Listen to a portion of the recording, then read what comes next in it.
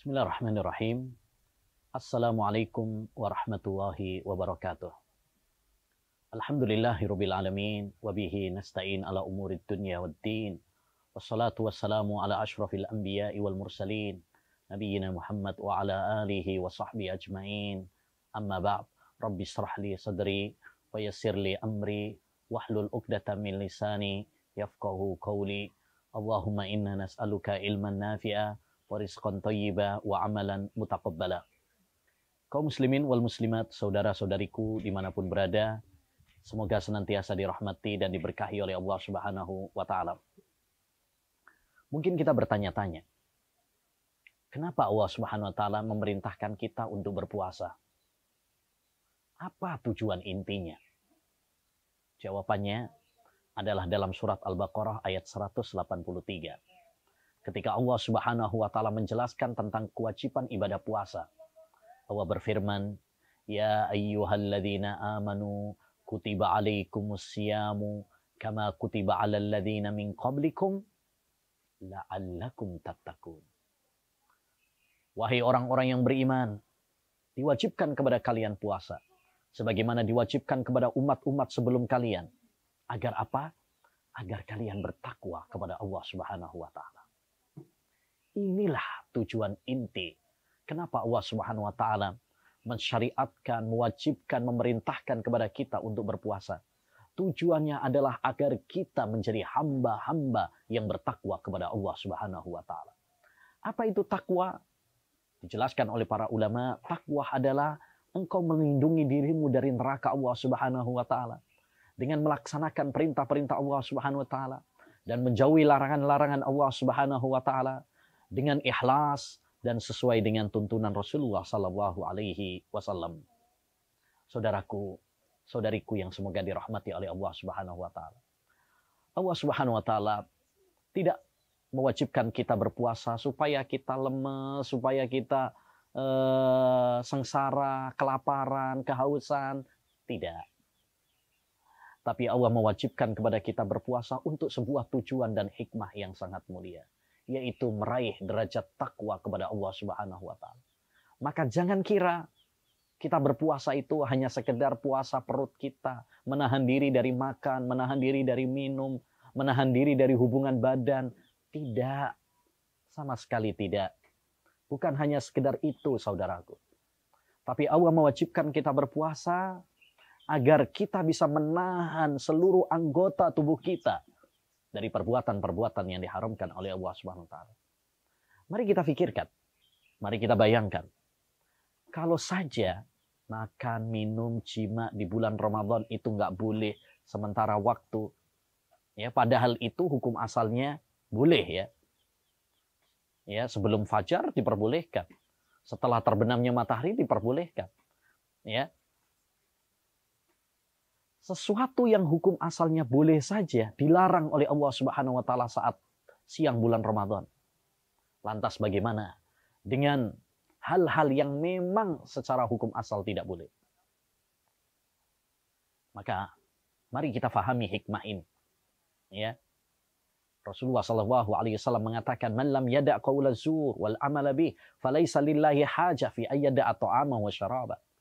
Siapa yang tidak meninggalkan ucapan-ucapan kotor, dusta, Allah nggak butuh ketika dia nggak makan dan nggak minum. Karena dia nggak paham tentang hakikat puasa yang sesungguhnya. Dia tidak paham tentang tujuan inti dari ibadah puasa. Tujuan puasa bukan cuma sekedar kita merasakan lapar dan dahaga. Tapi lebih daripada itu, agar kita menjadi hamba yang bertakwa kepada Allah Subhanahu wa Ta'ala. Saudaraku, kalau kita bertakwa kepada Allah Subhanahu wa Ta'ala, kita akan meraih ya, kebahagiaan, keutamaan yang sangat besar. Selain pahala dari Allah Subhanahu wa Ta'ala, kita akan merasakan kebahagiaan-kebahagiaan di dunia maupun di akhirat. Allah Subhanahu wa Ta'ala berfirman, "Walau anna ahlal qura amanu wattaqau lafatahna 'alaihim barakatim minas sama'i wal ardh." Andaikan penduduk negeri itu beriman dan bertakwa, kami akan bukakan untuk mereka keberkahan-keberkahan dari langit dan dari bumi. Ya.